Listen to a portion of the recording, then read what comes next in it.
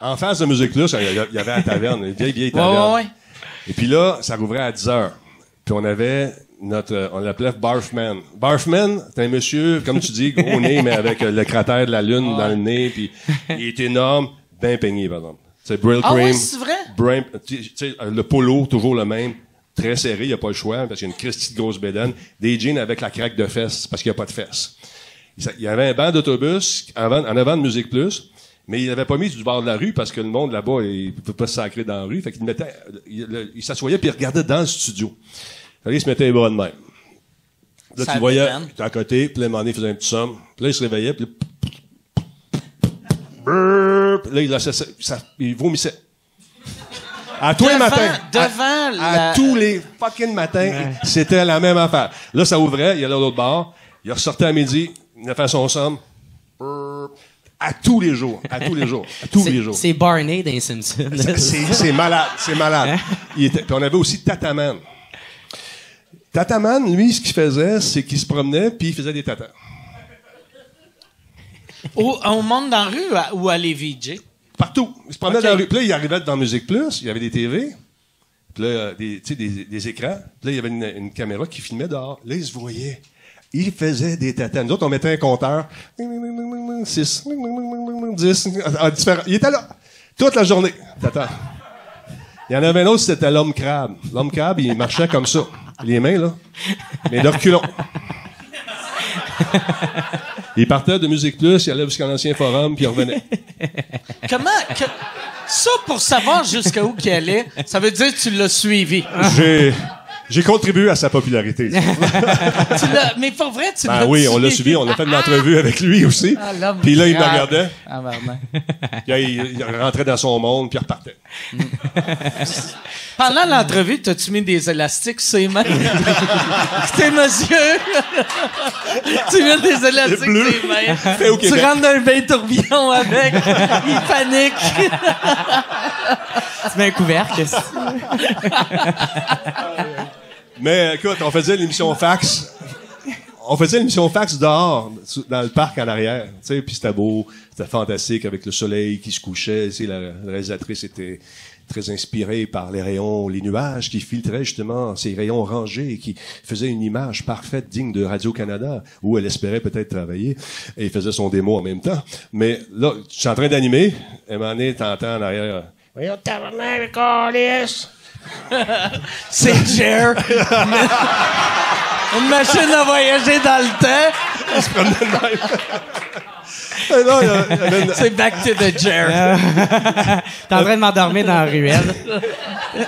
Devant un AW, là. Il y avait une jolie madame aux allures autochtones qui était dans cette période de la semaine où ça coulait beaucoup. Période de la semaine? Du mois, pardon. Tu faisais? Donc, elle a enlevé ses pantalons. Puis, wouh, live. Encore les cochonneries. Hey, t'as-tu des Kleenex? De retour à fax dans un instant. Oh, shit! Oui, c'était vraiment... Ça doit être la première fois que quelqu'un passe à la TV et n'est pas obligé de signer un release. Elle a signé avec son sang. Mais, dégueulasse. Moi, ça devait être... Tu sais, est-ce que... moi, quand je déménageais à Montréal, c'était encore les années qu'il y avait le guichet Vox Pop. Et moi, là, chaque fois que j'étais sous, je rentrais, puis je dépensais tout mon argent. Envoie ça un extrait. Ouais. Mais, pour vrai... Puis, quand je suis arrivé à Musique Plus, genre 10 ans après, j'ai fait « Asti, moi... » Puis moi, j'aimais vraiment travailler à Musique Plus, mais tu sais, j'étais comme... à Musique Plus adjacent, mettons. Mais je me disais, travailler à Musique Plus, j'aurais passé mes fins de semaine avec mes amis, regarder les losers, faire des demandes spéciales. C'est pas juste des demandes spéciales qu'on voyait, tu sais. Il y a une fille à Louise. Louise, c'est un classique. Louise, elle arrivait. Salut les BJ! Mon nom, c'est Louise! Ça, c'est mes tatons! Ça, c'est mes tatons! C'est... Louise avait le Sylvain Larocque des tatons. Oui, c'était pas joli. Ou t'as le gars qui, visiblement, il est croche, là, tu sais, ses petits yeux, là, qui est là, puis il check. Il y a un micro là-dedans, il sait qu'il y a un micro. C'est un micro qui est cher, ça, mais il veut voler le micro. Il veut voler le micro, mais il sort le tournevis, man. Tu sais, the tournevis. Puis là, il veut brailler ça parce que c'est beauté, c'est soudé, puis c'était à l'épreuve du vol. Moi, je pensais que ça filmait juste quand tu mettais de l'argent. Non, nous autres, on pèse sur le piton, ça filme quand tu veux. Fait que là, on le voit Peasy Gun. Là, il repart, il revient avec une petite masse. Puis moi, c'est ça, moi, le prendre, le micro, ting, pas grave. Là, il y a le gars qui était au master, là, lui, il pèse sur le piton. Bon, t'achèves-tu ou on appelle la police? Il y avait beaucoup de faveurs sexuelles qui se faisaient là, parce qu'on était dans le quartier assez hot, là.